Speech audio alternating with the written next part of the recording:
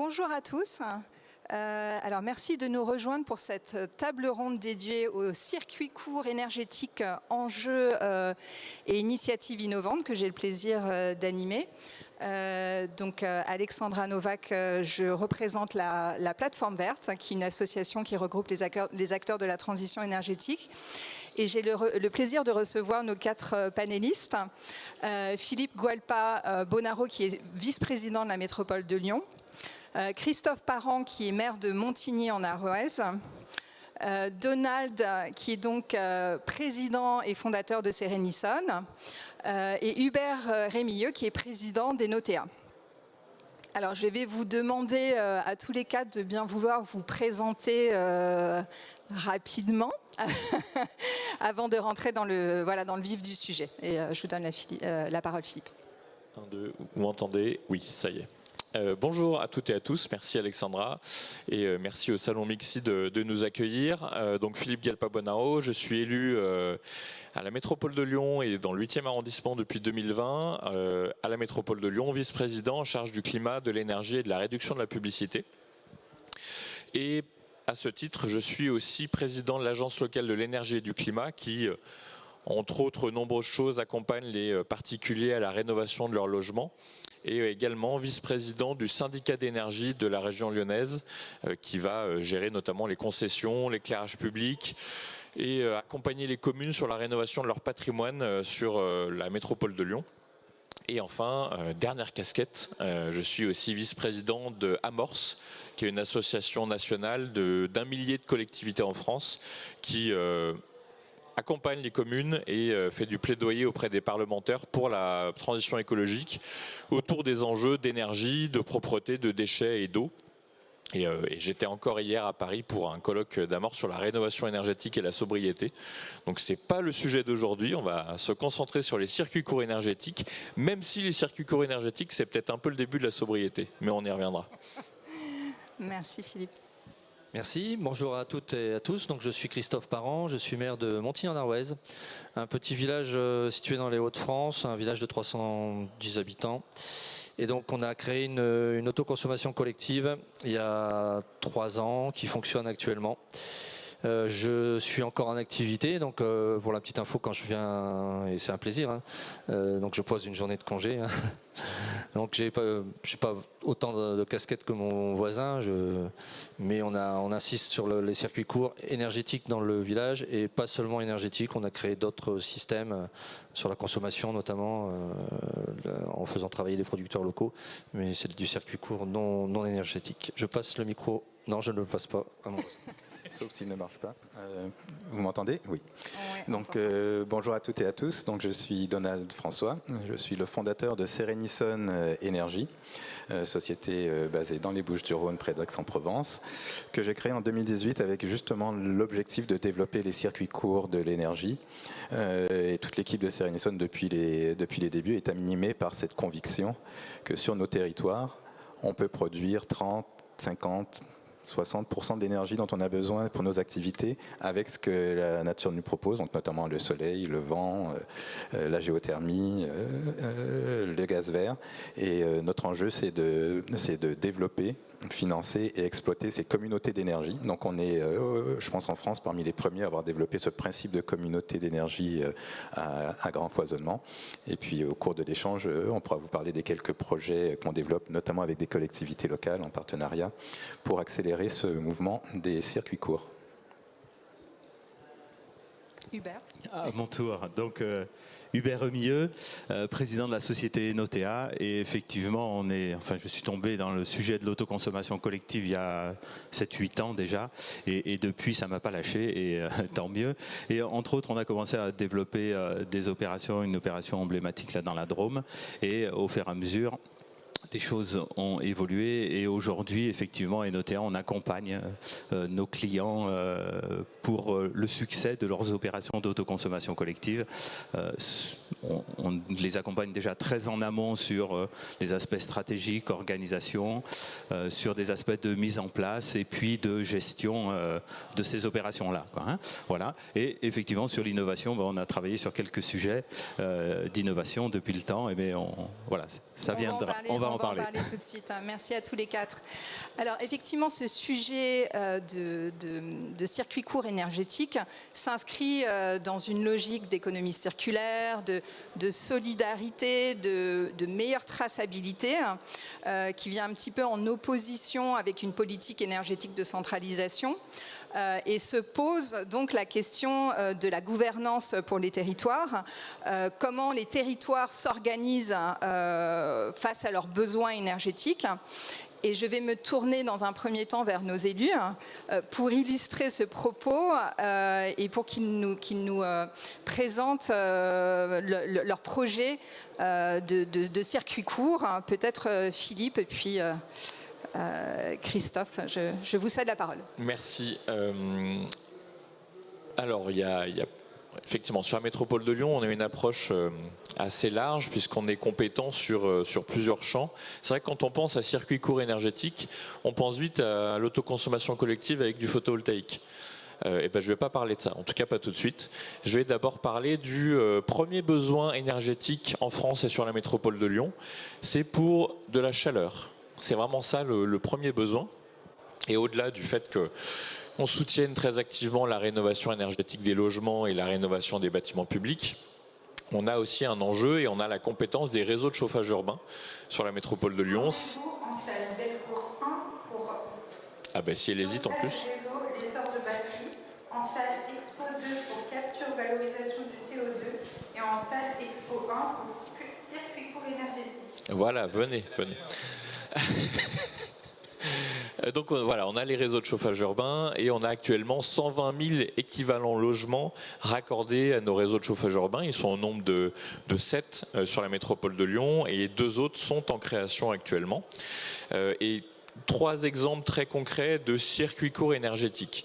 On a sur notre territoire 2 usines d'incinération des ordures ménagères qui permettent de ne pas enfouir et dégueulasser nos sols dans la région. Alors, l'idéal, ce serait de ne plus avoir de déchets. On n'en est pas encore là, même si on baisse très fortement. On vise de réduire par 2 d'ici 2030 la quantité d'ordures ménagères des habitants de la métropole de Lyon. Mais même si on divise par 2, il y en aura encore un paquet. Et puis on a des territoires aux alentours qui n'ont pas de solution de traitement des ordures ménagères. Donc l'idée, c'est de ramener de territoires voisins leurs ordures ménagères et de les brûler dans nos incinérateurs. Et ça va alimenter les réseaux de chauffage urbain de la métropole de Lyon et le chauffage et l'eau chaude sanitaire de dizaines de milliers d'habitants sur notre territoire. Ça, c'est un premier exemple de circuit court où la chaleur est produite à Gerland et à Rieux-la-Pape. Elle est distribuée à Lyon, à Rieux-la-Pape, à Bron, à Villeurbanne, etc. Donc, premier exemple de circuit court, un peu de bon sens énergétique. Deuxième, et là, on va partir plus sur l'innovation. Deuxième exemple, un projet qu'on a lancé en début de mandat et qui va être livré en 2026. C'est une boucle d'eau tempérée. Qu'est-ce que c'est une boucle d'eau tempérée ? Pour produire de la chaleur, on peut utiliser aussi des pompes à chaleur sur la base d'un fluide qui a une température entre 15 et 25 degrés. On peut produire du chaud et du froid. Et bien du côté de la Soley, donc la Soley, c'est un quartier de Oulin-Pierre-Bénite, qui est une ZAC, une zone d'aménagement concerté, toute nouvelle, avec beaucoup de nouveaux bâtiments, de logements, de services publics, de tertiaires. On arrive à se brancher sur le collecteur des eaux usées d'une grande partie de la métropole de Lyon, donc c'est les eaux usées de dizaines de milliers de personnes. On a un échangeur de chaleur avec cette eau usée et on a une boucle d'eau tempérée qui parcourt le quartier et avec des pompes à chaleur en bas de chaque immeuble, on va produire du chaud et on va produire du froid. Donc la chaleur des eaux usées qu'on rejette dans nos douches, de nos machines à laver, produit le chauffage et l'eau chaude sanitaire et même la climatisation, le rafraîchissement d'appartements, de logements, de services publics dans le quartier de la Soley. Ça, ce sera livré à partir de 2026. Donc là, on est sur le plus grand projet à l'échelle française de boucle d'eau tempérée sur récupération de chaleur des eaux usées. Le terme technique un peu intello que vous pouvez sortir au repas de famille, c'est la cloacothermie. Voilà, c'est dit. Mais ça fait toujours bien devant la belle-mère. Et puis troisième exemple qu'on peut mettre en avant aussi, et toujours un peu au même endroit. On a lancé un réseau de chauffage urbain en 2023 sur le sud-ouest lyonnais, donc là aussi Oulin-Pierre-Bénite, mais toute la commune, Saint-Genis-Laval et la Mulatière. Et ce réseau, qui sera mis en service à la fin de l'année, là normalement, à partir de l'hiver 2025-2026, il a un mix énergétique uniquement basé sur des énergies renouvelables et locales. 100% énergie renouvelable et locale. Et on a 40%, c'est de la récupération de chaleur sur deux choses au niveau de la station d'épuration. L'incinération des boues non traitées qui actuellement n'étaient pas du tout valorisées. Donc on récupère la chaleur de cette incinération. Et le rejet au Rhône de l'eau traitée, propre. Il reste encore quelques degrés à les grappiller. Et ben là aussi, on va récupérer de la chaleur avec des pompes à chaleur. 40 à 45% du réseau sera alimenté avec ce dispositif. On a une chaufferie bois énergie qui sera implantée à Saint-Genis-Laval qui va produire 50 à 70% selon la période de la chaleur avec du bois local qui est récolté à moins de 200 km et plus souvent autour de 60 km. On a la chance dans notre région d'être entouré de forêts pas trop mal gérée et d'avoir une forêt qui continue à se constituer et à stocker du carbone, même si on est très attentif à la ressource et dans nos prochains projets, on va sans doute être un petit peu plus exigeant. Et on a enfin 5% pour l'appoint et le secours, qui sera du biogaz, et du biogaz créé sur le méthaniseur de la station d'épuration de Pierre-Bénite, qui va arriver d'ici 2028-2029. Donc on a vraiment, en attendant, ce sera le gaz fossile, mais on aura un réseau de chaleur en circuit court énergétique ultra local. Je finis sur les deux autres vecteurs. Je sens que je suis long. Je vais aller vite. J'ai parlé que de la chaleur, là, qui est le gros besoin. On a besoin de gaz aussi en France. Il ne faut pas l'oublier. Et on a besoin de gaz renouvelable. Et donc, on va créer un méthaniseur, c'est ce que je disais, sur la station d'épuration de Pierre-Bénite, qui va produire 80 gigawattheures de biogaz par an à horizon 2029. C'est déjà le cas actuellement. On a déjà la station d'épuration de la Fessine qui produit 6 gigawattheures par an et qui alimente nos bennes à ordures ménagères. Donc là aussi, les eaux usées des habitants de Villeurbanne et de Vaux-en-Velin alimentent les camions qui ramassent les poubelles des habitants de Vaux-en-Velin, de Villeurbanne et d'ailleurs dans la métropole de Lyon. Et puis enfin, je ne peux pas ne pas parler de l'électricité quand même sur les circuits courts énergétiques, sinon en plus Donald il va me regarder avec des gros yeux. On développe un plan métropole solaire qui vise à multiplier par 4 la production d'énergie photovoltaïque d'ici à 2026. Et en axe prioritaire de ce développement du photovoltaïque, il y a l'autoconsommation individuelle et collective. Collective, je laisserai Donald en parler puisqu'on a un projet qui est emblématique de notre esprit de coopération entre public, privé, habitants, qui est vraiment exemplaire du côté de Vaux-en-Velin. Et je crois qu'il y a un autre projet qui va bientôt arriver. Et sur nos patrimoines métropolitains, et notamment, et je reparle des stations d'épuration, on a la solarisation. Et pourtant, c'était une excellente transition sur l'autoconsommation, mais je voulais juste finir sur la station d'épuration. On est sur l'autoconsommation, mais individuelle, où les panneaux solaires sur les stations d'épuration vont servir à la consommation électrique des stations d'épuration. Donc on est en circuit ultra court énergétique. Désolé, j'ai été trop long. Non, c'était parfait, merci. Mais c'est surtout intéressant d'illustrer cette diversité de projets en circuit court qui nécessite aussi beaucoup d'innovation et d'énergie. Donc merci beaucoup pour cette illustration, Philippe. On parlait effectivement au début d'autoconsommation collective. Donc les circuits courts ne visent pas uniquement ce type de technologie, mais ça me permet de faire une transition avec Monsieur le maire, puisque je sais de Montigny-en-Arrouez, puisque je sais que vous avez mis en place une autoconsommation collective avec des clés de répartition innovantes. Et je vous laisse la parole pour nous présenter ce projet. Oui, merci. Oui, donc en fait, je ne sais pas si on m'entend bien, si. Tout est parti d'un fait constaté que beaucoup constatent en France, c'est qu'il y a un marché du photovoltaïque, il y a des personnes qui se font des marchés très régulièrement. J'imagine même là, si vous n'avez pas mis vos téléphones en mode avion, que vous risquez d'avoir un coup de téléphone d'une personne, pas forcément d'une personne d'ailleurs, d'une intelligence artificielle, qui, si vous avez le malheur de lui répondre, va vous envoyer vers des perspectives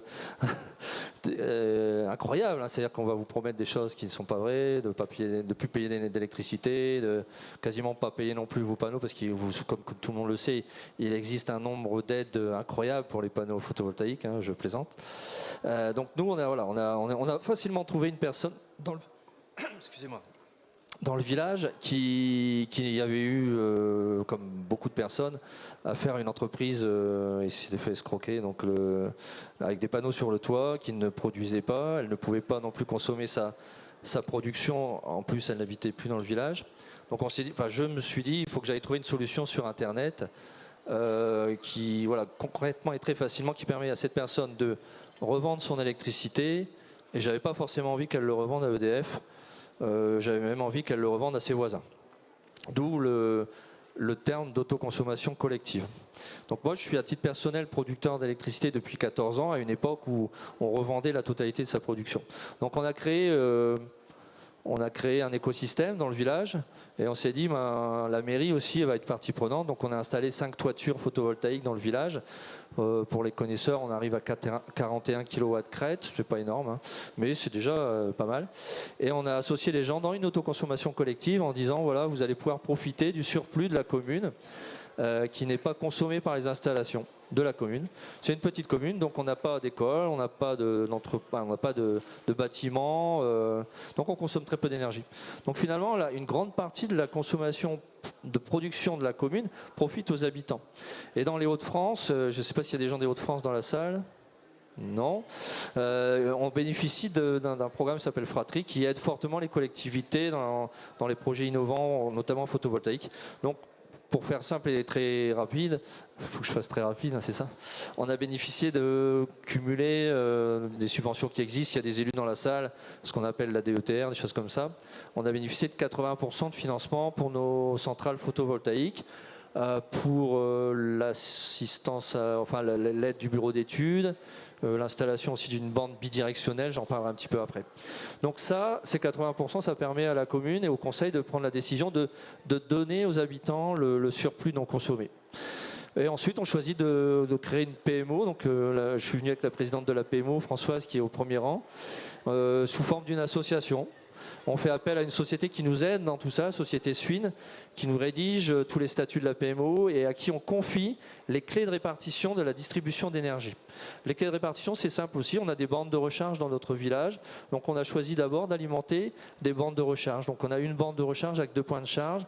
Aujourd'hui, pour vous donner une idée, on a 17 véhicules électriques dans notre village qui comptent 300 habitants. Les gens se rechargent gratuitement. Alors, certains diront dans la salle, il n'y a rien de gratuit en France. Oui, il y a de l'électricité, mais du coup, comme on alimente en priorité nos bandes de recharge avec notre production, avec notre surplus, on arrive à faire baisser d'à peu près 40% notre facture d'énergie, notamment des bornes. Ensuite, on alimente l'église, on alimente tous les bâtiments communaux. Et ensuite viennent se greffer des producteurs du village, des gens qui ont choisi d'installer des panneaux photovoltaïques chez eux et qui choisissent de revendre leur énergie aux membres de cette communauté à un prix défiant toute concurrence. Pour vous donner une idée, on revend à 10 centimes du kilowatt. Et en troisième...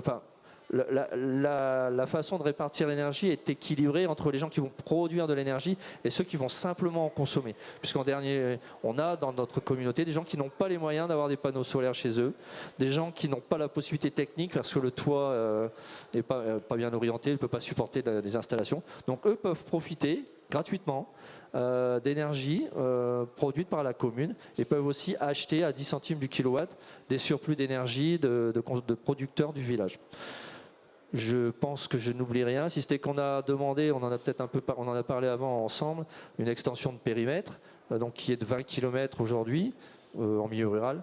Donc on peut aller chercher des installations, pourquoi pas aussi des consommateurs, dans d'autres villages. Donc par exemple une pharmacie qui est venue se greffer à l'opération, une mairie qui est intéressée, mais avec des habitants qui vont rejoindre l'idée. Et puis pourquoi pas des entreprises, peut-être d'autres collectivités, des écoles. Enfin voilà, le système est assez souple. On choisit la répartition, on choisit aussi le prix auquel on revend l'électricité. La commune a choisi de donner l'électricité à ses habitants. et on choisit d'évoluer tous les ans. On fait des assemblées générales. Je pense que certains ici connaissent le fonctionnement d'une PMO, la gouvernance. Donc voilà, on est libre de notre énergie. On n'est pas autonome en énergie, parce que vous savez comme moi qu'on est toujours tributaire du réseau et qu'en cas de panne, comme ça a eu lieu en Espagne, bon, c'est assez rare, hein, parce que souvent les gens me disent qu'est-ce qui se passe s'il y a une panne. La première chose que je leur dis, c'est ça arrive souvent. Honnêtement, dans ma vie, moi je ne vais pas dire mon âge, mais j'ai jamais connu une panne d'électricité qui impacte de façon significative notre consommation. Donc voilà, bon, j'ai été assez... Vous avez été parfait. Ah, c'est vrai. Alors, pour faire le lien avec les projets que vous venez de nous présenter, on a besoin d'experts, d'accompagnateurs, comme Serenison, comme Enotea. Et donc, je me tourne vers Donald et Hubert pour peut-être nous faire un retour d'expérience des projets que vous avez développés et peut-être identifier les freins, les défis que vous avez rencontrés. On pourra se tourner après vers nos élus pour qu'ils nous présentent les leurs. Mais sur le terrain, voilà, quelles sont les innovations nécessaires, les évolutions réglementaires, voilà, qui permettraient au projet de se développer plus rapidement. Je vous cède tous les deux la parole. Je ne sais pas qui souhaite commencer en premier, mais... Voilà. Je vais commencer. Merci Alexandra. Donc d'abord, avant de répondre, je voudrais souligner quand même Philippe et Christophe les ingrédients de l'innovation, parce que c'est un peu le thème de la journée. Et on voit qu'en matière de modèle énergétique et de transition énergétique, les ingrédients essentiels, c'est la volonté, l'audace et la ténacité. Et puis, je pense que vous faites exemple dans ce registre, parce que c'est important que les élus locaux, les collectivités territoriales et les habitants, les acteurs privés des territoires s'approprient leur destinée énergétique. Et quand on parle de circuit court, c'est un peu ça, hein, c'est s'approprier notre destinée énergétique, ne pas s'appuyer sur un acteur central qui va tirer des câbles et nous amener ce dont on a besoin. Ça va faire partie du mix, on n'est pas en opposition au modèle centralisé, mais c'est clair que par rapport aux enjeux des 50 prochaines années, il faut que les territoires, et pas que les élus, mais les élus ils doivent montrer la voie, prennent en charge ces innovations. Et les innovations, c'est souvent dans les mentalités, parce que la technologie, elle est là, elle permet de faire beaucoup de choses, et c'est comment on l'applique, et c'est dans quel objectif de partage de la valeur. Et c'est comme ça que je vais illustrer les projets qu'on développe, notamment ici dans la région Auvergne-Rhône-Alpes, mais un peu partout en France. C'est des modèles de circuit court avec une approche de partage de la valeur qui permet à l'ensemble des acteurs du territoire de bénéficier de cette manne. Pour l'instant, c'est des projets solaires photovoltaïques, mais effectivement, notre concept va s'appliquer à d'autres vecteurs énergétiques. On commence déjà à y réfléchir, on pourra y revenir tout à l'heure.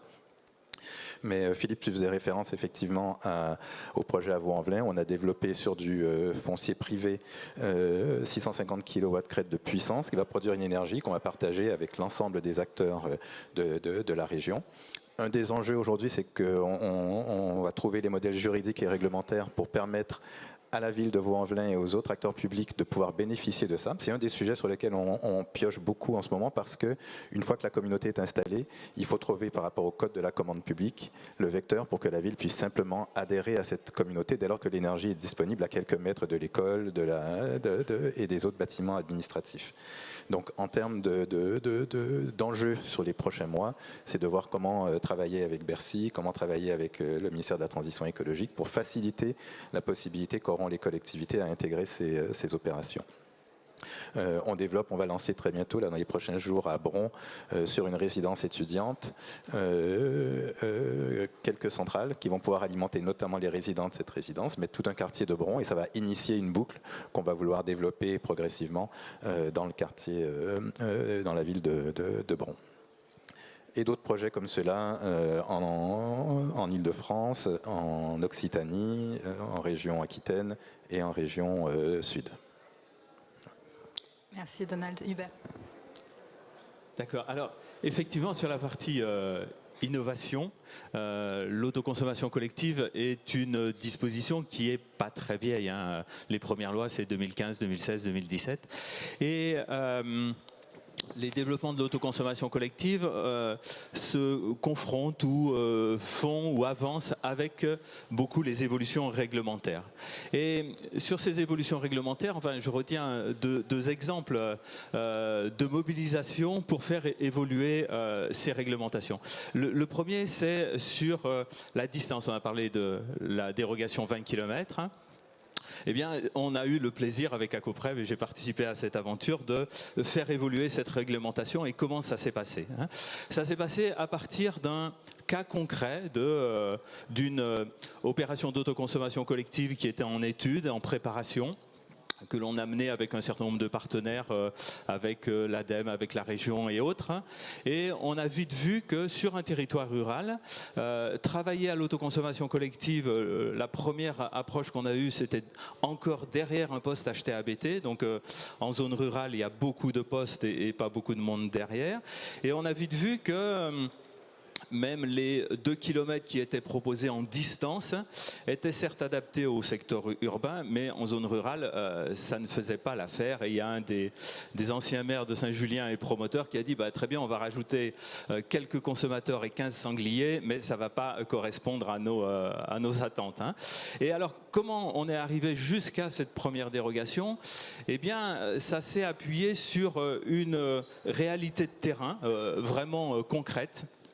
De dire sur ce secteur, il y a 6 communes motivées pour travailler ensemble pour ce partage d'énergie dans le cadre de l'autoconsommation collective. Donc ça, c'est un fait de base et une réalité concrète incontestable, quoi. Personne ne pouvait venir dire non, ils ne sont pas motivés, etc. Donc ça s'appuie là-dessus. Ça a été combiné avec la volonté, la motivation et une députée, la députée d'alors, qui a fait son travail d'écouter le besoin de terrain, de se dire là il y a du bon sens, là il y a une réalité, et de porter ce sujet dans les instances de décision et d'évolution de la réglementation. Bon, il se trouvait qu'elle était dans la majorité, donc un accès plus facile effectivement, mais elle a apporté des amendements à une première loi. Elle nous a accompagnés pour avoir un rendez-vous avec la conseillère, avec la ministre de l'écologie d'alors, pour porter cette motivation de terrain, quoi, hein. Et on a eu un rendez-vous avec le conseiller énergie de la ministre d'alors. Et ça causait concret en zone rurale, il y a ça, ça et ça. Et puis les choses ont pris différentes. C'est passé par France Expérimentation, un autre service, jusqu'à aboutir. Et aujourd'hui, effectivement, les 20 km et la dérogation 20 km est du sens commun, mais c'est sorti de cette modalité. Et l'autre qui est beaucoup plus récente, là, c'est sorti au journal officiel de début mai, du 2 mai. C'est une disposition spécifique de, là aussi, 20 km, on s'est calé sur 20 km, hein, ouverte aux services secours incendie, dont aux pompiers. Quand ils participent à une autoconsommation collective, on peut prétendre à une distance de 20 km. Et là, alors, comment c'est sorti? C'est pas sorti du chapeau, parce qu'il y en a qui me disent pourquoi pas les boulangers, pourquoi pas les garagistes, etc. Enfin, voilà. Mais c'est pourquoi? Parce que c'est un service d'un département voisin, là, de l'Isère, qui a une volonté très forte de solarisation de ses casernes. Il a 130 bâtiments à l'échelle du département, qui veut coupler ça avec des notions de résilience en cas de crise. Et pour les pompiers, travailler sur la résilience, c'est un basique, un enjeu majeur, hein. Il faut que ça fonctionne, même si il y a des crises graves, etc. Et qui s'est dit, effectivement, si je veux faire de l'autoconsommation collective, qui est un élément, hein, à l'échelle de l'ensemble de départements, il faut que je fasse 15, 20, 30 opérations. Enfin, c'est pas très rationnel. Et il y a un sénateur du lieu qui a pris ce sujet et qui a mené le sujet jusqu'à passer par différentes étapes, jusqu'en commission mixte paritaire, où il y a une disposition qui a été prise et qui a été ajoutée à la loi d'adaptation du droit français au droit européen, hein, voilà, et qui est sortie au journal officiel, hein. Donc ça fait 2 exemples, et je veux dire, ça peut être une méthode de dire des acteurs de terrain qui sont motivés par tel ou tel sujet, et il y a quelques sujets, hein, il y a le sujet de l'autorisation du producteur pour vente au client final, hein, par exemple. S'il y a des acteurs qui qui s'emparent de ce sujet, qui vont chercher l'appui de ceux qui font la loi des parlementaires, il y a des possibilités d'évolution au service de... Alors c'est de l'innovation réglementaire, mais ça va être au service de tous pour continuer à développer des opérations pour répondre aux motivations que les élus ont très bien exprimées, quoi. Merci Hubert. Peut-être pour revenir aux élus qui nous ont présenté, je vais peut-être aussi vous redonner la parole sur la solarisation parce que je vous ai interrompu tout à l'heure. Peut-être une opportunité de développer ce projet, mais vous avez illustré des projets qui ont connu une certaine réussite. En revanche, ce qui serait peut-être intéressant, c'est de mettre en avant les défis ou peut-être les obstacles que vous avez rencontrés. Et peut-être une autre question autour de l'esprit même du circuit court, qui est de redonner un peu de pouvoir sur les politiques énergétiques au territoire. Comment vous amenez ces projets pour une acceptabilité ou une adhérence des citoyens, comment ils perçoivent et s'impliquent dans ces circuits courts. Voilà, obstacles, acceptabilité, adhésion, plusieurs thèmes. Alors nous c'est simple. L'acceptation au moment où on parlait, parce qu'on en parle moins maintenant. Pourtant elle est toujours là, de crise énergétique et de hausse des tarifs de l'électricité, même si tout le monde a bien vu qu'ils avaient un peu baissé en février. A priori, ils vont augmenter de 26% l'année prochaine, ça c'est ce qui est annoncé, je crois. C'est simple, c'est de dire aux gens, vous avez une facture d'électricité qui est lourde, vous allez baisser votre facture d'électricité. Nous, effectivement, il n'y avait pas trop à réfléchir. Hein. Je veux dire, quand on propose aux gens de faire baisser, et on arrive à estimer de façon très précise, on fait de la facturation, on arrive à dire aux gens, voilà, sur une année, vous allez faire une économie, on regardait les chiffres tout à l'heure, de 300, 400, peut-être, il y a des gens qui ont économisé 500 € sur leur facture d'électricité. Parce que dans notre système, dans notre solution, on leur propose de récupérer de l'énergie gratuitement. Les freins, par contre, c'est que concrètement, c'est difficile à mesurer. C'est-à-dire que la plupart des gens sont annualisés, se disent mais à quel moment ça va apparaître sur ma facture, et tout ça c'est du comptage. C'est-à-dire que ça part chez Enedis, la société Swin donne les clés de répartition et dit comment ça doit être réparti, et les gens se disent à un moment donné mais comment je vois le résultat final. Alors on a développé un outil qui est simple, qui est un outil de contrôle de la communauté énergétique en temps direct, en temps réel. C'est-à-dire qu'à tout moment, sur une application, un smartphone ou sur un ordinateur, on arrive à voir ce qui est dans notre communauté produit et consommé. C'est-à-dire que les gens s'approprient vraiment le système en sachant qu'à un moment il y a de l'énergie disponible. Bon alors là, finalement c'est amusant parce que de où je suis là et tout à l'heure, j'arrive à savoir ce qu'on produit et ce qu'on consomme dans mon village. Je me suis aperçu, alors c'est une chose étonnante, qu'il y avait plus de nuages dans le nord qu'à Lyon. Non, c'est fou ça. Alors attention parce que depuis quelques semaines, c'est pas forcément le cas. Et là, ce matin, on regardait, on avait des productions qui n'étaient pas énormes, la consommation qui était la même, pas forcément d'énergie disponible. Donc les gens avec cette application-là, hein, que vous pouvez voir sur le stand de la société Swin, je fais pas de publicité, hein, ils sont pas dans la salle, hein. Mais voir exactement en temps réel, et là l'outil est devenu très réactif, c'est-à-dire qu'avant on attendait quelques secondes avant que ça se mette à jour, là vous avez instantanément. Et vous pouvez, alors c'est amusant chez vous, parce qu'à titre personnel, vous avez oublié un appareil électrique. Bon, moi je le vois parce que je suis producteur, mais vous voyez directement, voilà, vous avez oublié le fer à repasser, parce que je repasse souvent. Je repasse. Souvent, on va tout savoir. Mais oui, c'est personnel tout ça en même temps, c'est vrai. Mais très sérieusement, le fer. Alors il y a peut-être des systèmes maintenant qui coupent le fer, je sais pas, mais moi j'ai pas ça. Donc il y a deux enjeux dans cette histoire. Le premier, c'est que je consomme de l'électricité. Le deuxième, c'est que je peux avoir un incendie dans ma maison. Je l'ai vu à la commune une fois. On avait laissé un petit soufflant dans une salle. On était entre deux saisons.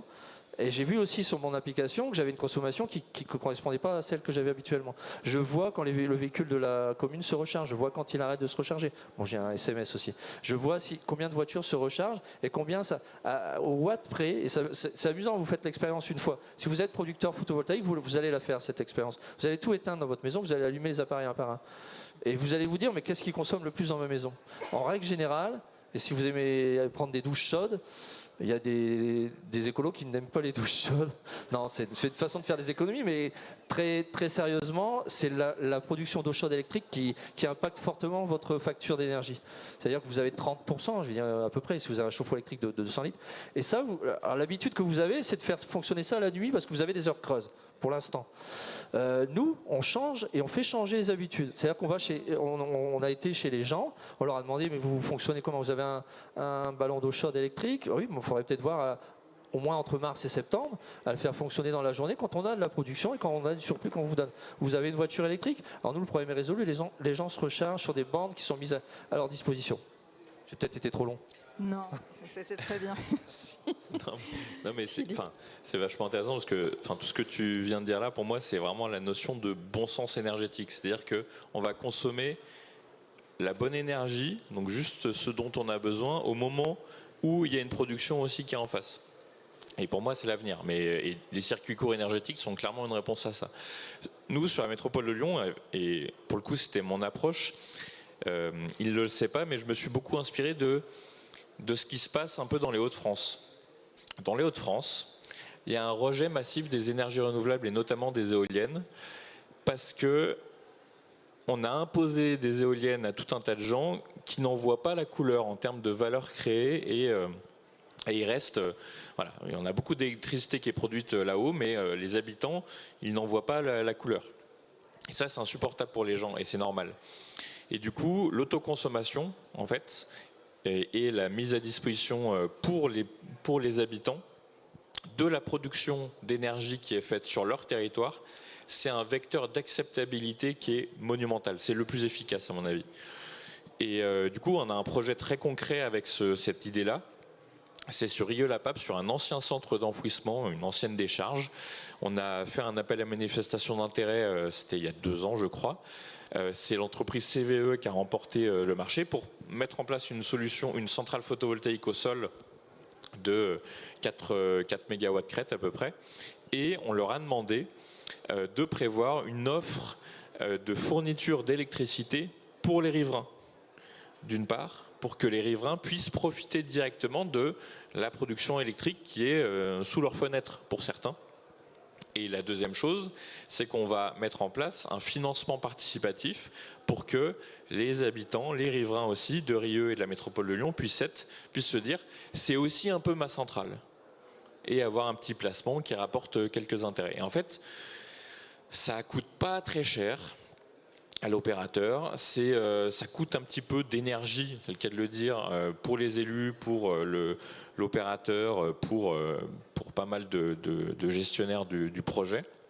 Mais en fait, c'est aussi ce qui permet de créer de l'acceptabilité et de montrer que les énergies renouvelables, c'est au service de nous toutes et tous, et c'est pas un truc techno qui part dans des tuyaux où on ne sait pas trop où ça va aller et où ça ne sert pas à des usages très intéressants. Donc cette proximité, elle est vraiment précieuse et ça passe par l'innovation technique, mais ça passe aussi par l'innovation sociale de créer des dispositifs qui permettent aux gens de s'approprier l'énergie, et j'aime bien l'expression de Donald, de reprendre en main sa destinée énergétique à l'échelle d'un territoire comme la métropole. C'est un petit peu important quand même. Oui. Donc effectivement, je vais rebondir là-dessus parce que Christophe et Philippe, vous avez mis le doigt sur 2 sujets. Donc acceptabilité. D'ailleurs, c'est un terme que j'essaie de plus utiliser parce que l'acceptabilité, ça passe un peu comme l'édulcorant que je mets sur la pilule pour que ça passe mieux. Mais quelque part, il faut penser les projets pour le territoire. Et ça ne devient plus de l'acceptabilité, ça vient du développement de projets, de l'ingénierie de projet pour dire mais comment est-ce que le territoire au sens large va pouvoir bénéficier de tout ça et trouver le modèle économique, modèle juridique, modèle contractuel et la technologie qui permet de le faire. Donc je pense que c'est essentiel de repenser ces projets de production d'énergie pour le territoire, et l'acceptabilité va être une conséquence et non pas le sujet en périphérie qu'on essaie de traiter. Donc donc innovation dans les modèles économiques, et Christophe, tu l'as dit, dans la transition énergétique, il y a aussi comment on consomme cette énergie. Et donc la notion de pédagogie, la notion de faire bouger nos habitudes. On avait l'habitude de dire mais j'ai besoin d'électricité, voilà. magiquement il y a de l'électricité, c'est c'est infini, voilà, on en a toujours, c'est un peu comme l'eau, voilà, j'ouvre l'eau, et c'est quand j'en ai pas que je me dis mais qu'est-ce qui se passe? Donc c'est cette notion effectivement d'éducation des entreprises et des particuliers sur la disponibilité de l'énergie, adapter nos comportements, tout en préservant notre qualité de vie. Ça fait aussi partie de ces projets, et dans l'ensemble des communautés d'énergie renouvelable que nous développons, on intègre cette notion de pédagogie pour essayer de tranquillement, sans être trop brutal, parce qu'il faut que ça prenne, mais tranquillement expliquer que effectivement entre midi et 14h en juillet, il y a peut-être des choses intéressantes à faire. En décembre, à la même heure, il y en a des différentes. Et tranquillement, nous on le voit dans les communautés qu'on gère, finalement c'est pas compliqué pour les particuliers d'adopter les comportements. Nous on le voit à Cabriès-Calas, dans la première communauté qu'on a développée, on a des participants qui disent oui, maintenant on lance notre lessive Sérénie-Calas. Parce qu'ils se disent voilà, là je regarde dehors, j'ai même pas besoin forcément d'un outil, je dis ah, il semble y avoir de la production. On m'a dit que statistiquement il y a pas mal de surplus le mercredi parce que l'école qui consomme n'est pas en activité. Donc je vais lancer ma lessive Sérénie-Calas. Et on voit que tranquillement dans les usages, on adopte aussi le côté demand side, comme on dit en bon français, donc le côté soutirage, pour adapter nos comportements à la disponibilité de l'énergie territoriale. Est-ce que vous souhaitez réagir sur ce sujet, Hubert ? Oui, c'est toutes ces évolutions-là, ou toutes ces pratiques qui sont très liées au territoire ou à la proximité, c'est un angle d'attaque et c'est un atout fort pour les différents projets qui se font. Effectivement, tout à l'heure, j'ai parlé des questions de réglementation.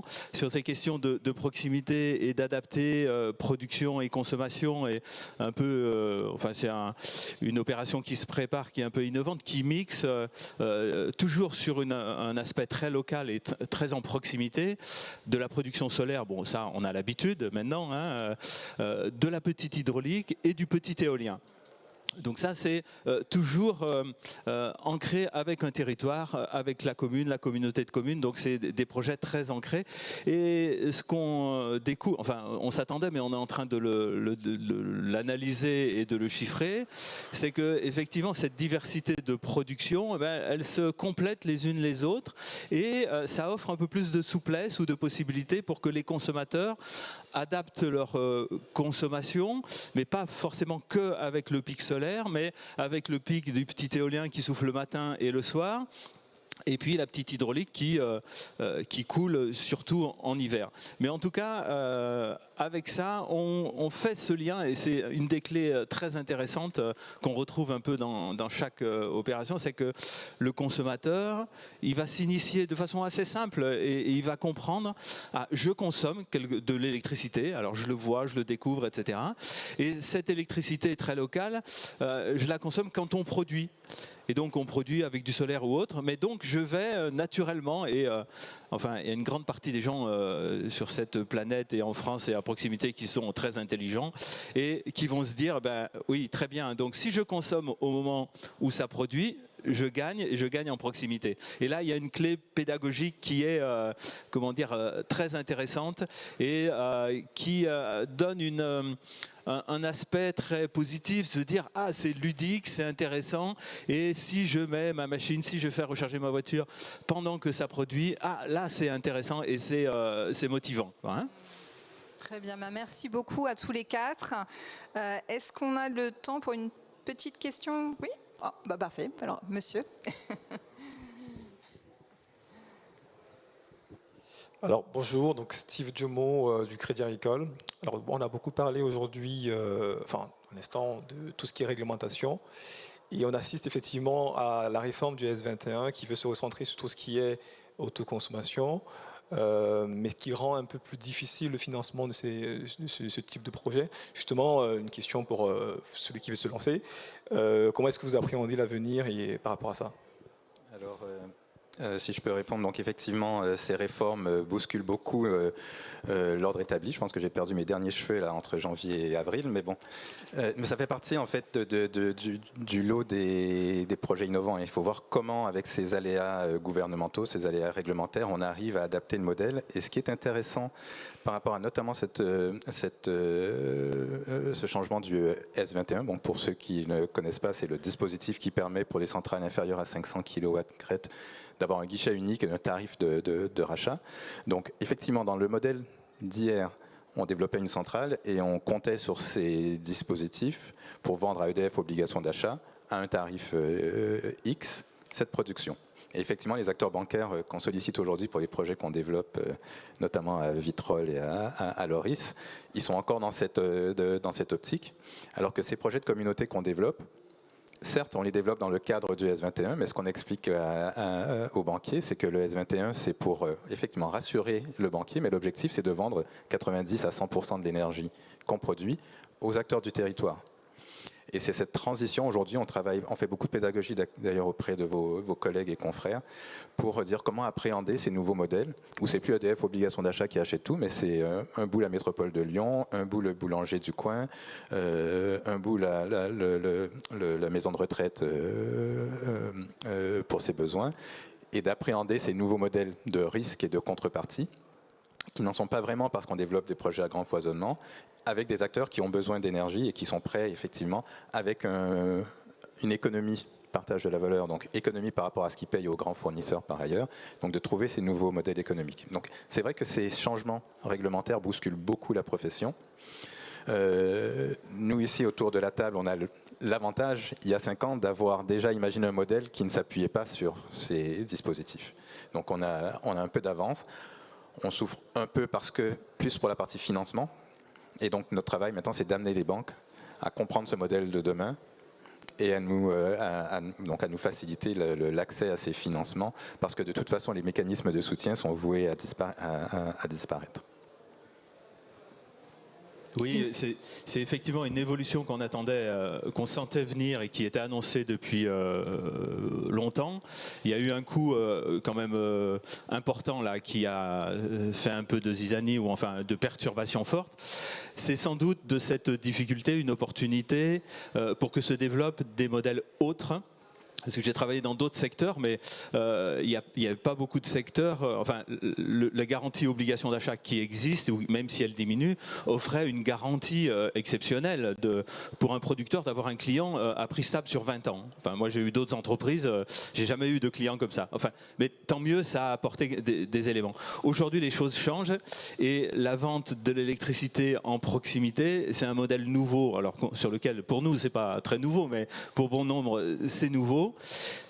La donne change, les garanties de financement ou les financements doivent changer, et on a à travailler sur de nouvelles organisations pour à la fois être un peu plus, peut-être prendre un peu plus de risques, mais aussi apporter des garanties nouvelles. Et effectivement, les financeurs ont un rôle à jouer, et on travaille déjà ensemble sur des projets pour continuer dans ce sens-là, quoi. Vous souhaitez réagir tous les deux rapidement sur l'arrêté tarifaire S21, enfin l'arrêté modificatif? Très rapidement, la vision un peu plus politique côté métropole de Lyon, c'est que autant l'intention elle est louable de ce changement, autant et la méthode et certaines décisions qui ont été prises, il n'y a rien qui va. Enfin, ça a été fait vraiment dans le dos des professionnels, dans le dos des collectivités qui avaient lancé, et nous on est concernés, des appels à manifestation d'intérêt pour des solarisations de bâtiments publics avec de la vente totale, où en fait du jour au lendemain, tous les modèles, les réponses des entreprises qui nous ont été faites sont totalement remises en cause. Et du coup, qu'est-ce qu'on fait? En fait, on annule tout, on recommence, on perd 2 ans. En fait, vraiment sur la méthode, ça a été assez catastrophique. Et sur l'autoconso, mais sur l'autoconso et même sur la vente totale, et je voulais finir là-dessus, donc je le dis maintenant si jamais j'ai pas le temps, sur la métropole de Lyon, on anime un club solaire métropolitain qui se réunit tous les mois, qui mélange des collectivités, des grands propriétaires fonciers, des acteurs du solaire, des entreprises juridiques, techniques, pour partager les enjeux locaux, réglementaires, des contraintes. Le prochain atelier, c'est mardi 27 mai. C'est sur le développement du solaire dans les secteurs protégés historiques. C'est un gros sujet, je pense, pour toutes les entreprises du solaire. Voilà, je fais un petit peu la promo de cet atelier. C'est clubsolaire@grandlyon.com pour avoir toutes les infos. N'hésitez pas, ça fait partie des débats qu'on a eu ces derniers mois, ce changement de contrat. Juste un mot également sur l'obligation d'achat. Forcément, c'est pas nouveau. Hein, ça, régulièrement, les tarifs, que ce soit sur la prime d'investissement ou sur le tarif de rachat d'EDF, je vous rappelle qu'il est aujourd'hui de 4 centimes du kilowatt. Pour vous donner une idée, moi je revends de l'électricité depuis 14 ans à 80 centimes. Pour vous donner une idée entre voilà ce qui s'est passé depuis 14 ans et ça a eu des augmentations et des baisses, mais ce qui prouve bien qu'aujourd'hui se faire acheter l'électricité à 4 centimes quand on vous la refacture à 20, 25 dans la foulée, ce qui prouve bien que l'idée et la perspective, c'est l'autoconsommation individuelle et l'autoconsommation collective. Parce que déjà, on ne l'a pas précisé, quand on fait de l'autoconsommation collective, on fait aussi de l'autoconsommation individuelle. Nos installations nous servent à alimenter nos bâtiments. Et on vient ajouter de la plus-value, enfin, on récupère de la production par l'autoconsommation collective. Donc on optimise l'autoconsommation, et encore une fois, alors nous la commune on revend en fin de boucle aussi un agrégateur qui est présent ici, mais aussi au même tarif de 4 centimes, donc on en est tous conscients ici, je pense qu'on l'a tous compris, il faut au maximum consommer. Après, je vois qu'il y a un débat sur le stockage. Il y a plein de façons de stocker l'énergie. Nous, on a choisi de la stocker, on travaille dessus dans la batterie des véhicules, puisque les véhicules sont à 85% du temps stationnés. Donc on développe une idée de V2Grid hein, sur des véhicules qui seraient capables de stocker l'énergie solaire et de la restituer la nuit, parce que comme chacun le sait, et c'est naturel, il n'y a pas de production solaire la nuit. Merci beaucoup à tous les quatre. On va clore cette table ronde. Merci pour votre attention.